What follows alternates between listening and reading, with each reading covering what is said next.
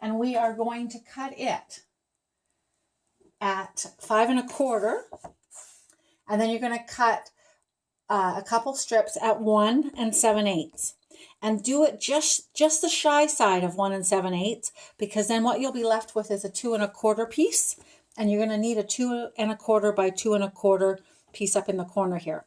So cutting this at 5 1/4, and then doing 2 long ones at 1 7/8 each of them, okay? And that will give you a little tiny square as well of 2 1/4 left over if you do it just shy. Just don't do it generous. So when I'm talking, because there's that line, right? So you can either be over it slightly, like just hardly a hair, or you can be under it slightly. So it's generous or it's scant. And in this case, just do scant, and then you'll have enough room for that nice 2 1/4. Because the 2 1/4 is nicer to be a little bit bigger. Okay, so you're going to need one of those. And sorry, I've got my things over here. Cardstock. And it's going to be a half sheet of our cardstock. So cut it 5 1/2. And then you're going to score it at 4 1/4. But you're also going to score it. And I'm going to bring this in here now. And I'll move some of this stuff out of the way. I love these little guys. These gnomes make me happy, let's just say. All right, we'll move that up a little tiny bit. And, okay. So we're going to score this at 2 1/8 and at 1 and the 4 1/4. So the standard 4 1/4, which I had measured, and 2 1/8. And so that's the one line. And then there's 1, 2, 3, 4. So it's the little ones inside. Okay, so there's 8 little tiny dickies, as I call them. Sorry, I have to get up over top of it to do it. Don't use your cutting blade or you'll be sad. Use your scoring blade, okay? So while I have this here, this is the 2 1/4 by 2 1/4. And what we're going to do is line it up in the gutters of the cutting, where the cutting blade goes. And you're going to cut it diagonally, basically. Okay, so put that down. And then you'll have 2 halves. Okay, you're also going to do that with some pieces of paper that you're going to make. So you're going to use, I'm going to do the complementary shaded spruce that goes with this paper. And you're going to cut these. You're going to have 2 pieces of paper that are 2 3/4, and they're squares. So 2 3/4 by 2 3/4. And you need 2 of those. And then you'll want 2 pieces of white paper. And they will be 2 5/8. And so again, that's the funny little, if I line this up here. So the 3/4, and then it's a little tiny spot below. So we're not doing a whole 1/4 inch on these. We're just doing a little tiny 1/8 of an inch. And so it's just really, really, when you line them up, it's just a slight border, okay? All right, and so for one of these, you're going to cut it in half as well. And so again, if you can see, hopefully, back up a little tiny bit. Okay, if you can see that I'm in the ditch. And it takes a couple little tiny adjustments. And we're scoring. So, oh dang, I think I moved that. Okay. And we're going to score one of those. I really had to think on what the heck I'm doing. And then move this over a couple lines, and you're going to cut that off. So move it over to the 1 inch, and you'll cut off that little tiny tip. Okay? So then you've got this little piece. And that's going to act as your flap. So if you're watching this, what the heck is this card called? A fold back pop-up Christmas card.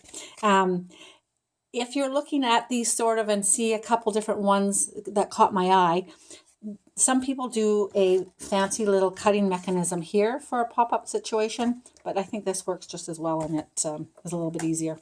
We're also going to cut one of the white pieces in half. So 2 3/4 is the measurement of the green, and 2 5/8 is the measurement of the white. One of them is going to get cut in half. And in fact, we don't even use this one piece. Okay, and we don't use this little tiny dicky piece either. All right, as you're pulling out cardstock, you also are going to want to have 2 of them, and they're 1 3/4 each. 1 3/4, and then you'll want 2 little pieces of white as well. And those guys are 1 5/8. So the measurements are pretty nice and easy because these are 2 3/4. This is 1 3/4, and then the 1/8 of an inch different on a square. Okay, so they're just tiny bit of such. All right, so now I'm going to put this aside because I think I showed you the sneaky trick of doing that there. And I'll pull these guys back in because they're really cute. And if I'm not doing something, you can watch them. They don't dance or anything, but whatever. So I'm going to be working with shaded spruce and black memento and the fellows and some blends. If you have pencil crayons or like the coloring pencils or markers, whatever your favorite, blender pens. So if you have a scoring tool, you're going to fold this and crease it really, really well. So when I did my first one, I creased it, I thought, but not as well as I thought because it's going to have a lot of kind of, I'll say, weight on it, and you want it to be folded good. Okay. All right, so that's going to be like that. So then you're going to take these little fellas and you'll glue those into these corners. Okay.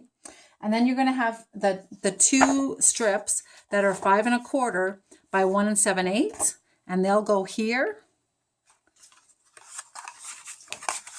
and here. Okay. All right. And I'll set that aside.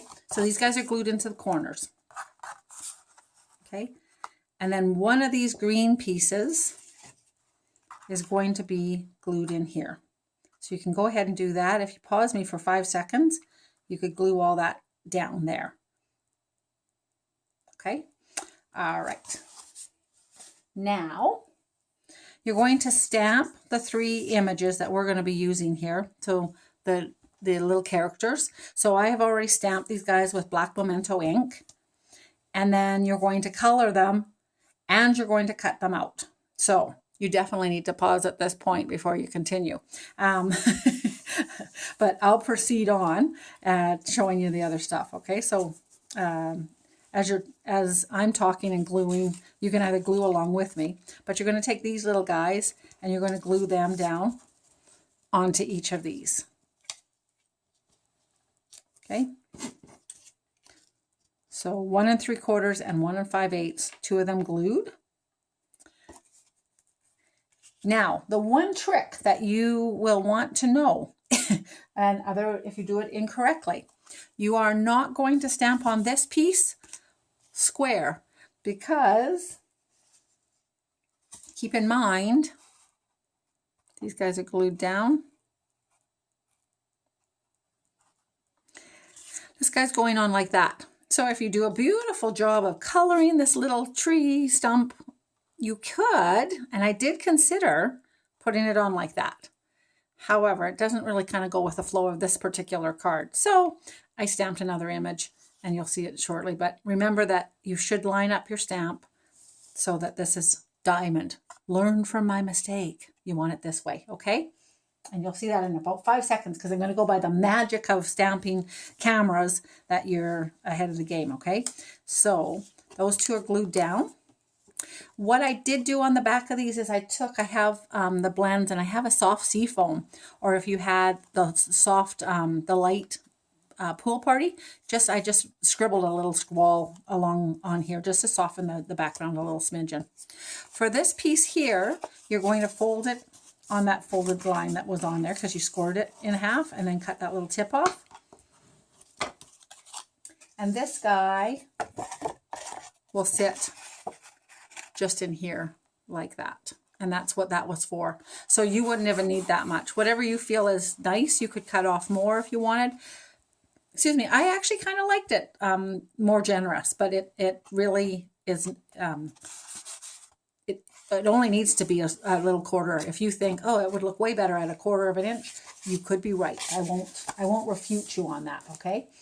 All right, so you've been busy, not because you've been just busy keeping up with me, but like I said, if you've paused and you've glued, if you've cut and colored all of these guys, and I used shaded spruce and cherry cobbler, I used some mango, I colored these guys all different colors, and then this is a little mistletoe, and then I fussy cut them all out, okay? And so then by the magic of television, ta-da! Actually, I really love him, so I'm going to leave him there.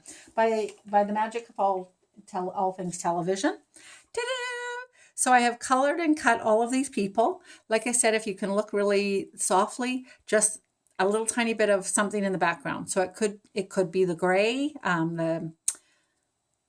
want to say soft slate. I feel like that's not quite right, but if you know it better, you can tell me. The soft sea foam in the lightest shade or the lightest pool party, it just gives a little shadow basically.